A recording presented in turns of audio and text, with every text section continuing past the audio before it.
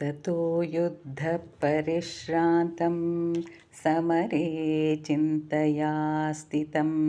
रावणं जाग्रतो दृष्ट्वा युद्धाय समुपस्थितं दैवतैश्च समागम्य द्रष्टुमभ्यागतो रणम् उपागम्य ब्रवीद्रामम् अगस्त्यो भगवान् ऋषिः राम राम महाबाहो शृणुगुह्यं सनातनं येन सर्वानरेन् वत्स समरे विजयिष्यसि आदित्यहृदयं पुण्यं सर्वशत्रुविनाशनं जयावहं जपे नित्यम् अक्षय्यं परमं शिवं सर्वमङ्गलमाङ्गल्यं सर्वपापप्रणाशनं चिन्ताशोकप्रशमनम् आयुर्वर्धनमुत्तमं रश्मिमन्तं समुद्यन्तं देवासुरनमस्कृतं पूजयस्व विवस्वन्तं भास्करं भुवनेश्वरं सर्वदेवात्मको ह्येषः तेजस्वी रश्मिभावनः एष देवासुरगणान् लोकान् पाति कबस्तिभिः एष ब्रह्मा च विष्णुश्च शिवस्कन्धप्रजापतिः महेन्द्रो धनदकालो यमः सोमो ह्यपाम्पतिः पितरो वसवसाध्या ह्यश्विनौ मरुतो मनुः वायुर्वह्निप्रजाप्राणा ऋतुकर्ता प्रभाकरः आदित्य सविता सूर्यः खगः पूषा गभस्तिमान् सुवर्णसदृशो भानुर्हिरण्यरेता दिवाकरः हरितश्वः सहस्रार्चिः सप्तसप्तिर्मरीचिमान् तिमिरोन्मन्थनशम्भुत्वष्टा मार्ताण्ड अंशुमान् हिरण्यगर्भाशिशिरः स्तपनो भास्करो रविः अग्निगर्भोदिते पुत्रः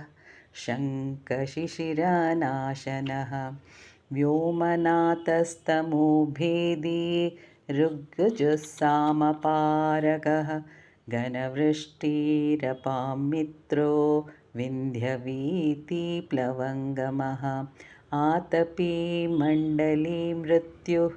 पिङ्गला सर्वतापनः कविर्विश्वो महातेजा रक्तसर्वभवोद्भवः नक्षत्राग्रहताराणां मधिपो विश्वभावनः तेजसामपि तेजस्वी द्वादशात्मन्नमोऽस्तु ते नमः पूर्वाय गिरये पश्चिमायात्रये नमः ज्योतिर्गणानां पतये दीनाधिपतये नमः जयाय जयभद्राय हर्यश्वाय नमो नमः नमो नमः सहस्रांशो आदित्याय नमो नमः नम उग्राय वीराय सारङ्गाय नमो नमः नमः पद्मप्रबोधाय माताण्डाय नमो नमः ब्रह्मेशानच्युतेशाय सूर्याय दित्यवर्चसे भास्वते सर्वभक्षाय रौद्राय विपुषे नमः तमोज्ञाय हिमज्ञाय शत्रुज्ञाय मितात्मने कृतज्ञज्ञाय देवाय ज्योतिषां पतये नमः तप्तचामीकराभाय वह्नये विश्वकर्मणे नमस्तमोभिनिज्ञाय रुचये लोकसाक्षिणे नाशयत्येष वैभूतं तदेव सृजति प्रभुः पायतेष तपत्येष वर्षतेष गभस्तिभिः ईश सुप्तेषु जागर्ति भूतेषु परिनिष्ठितः एष एवाग्निहोत्रं च फलं चैवाग्निहोत्रिणां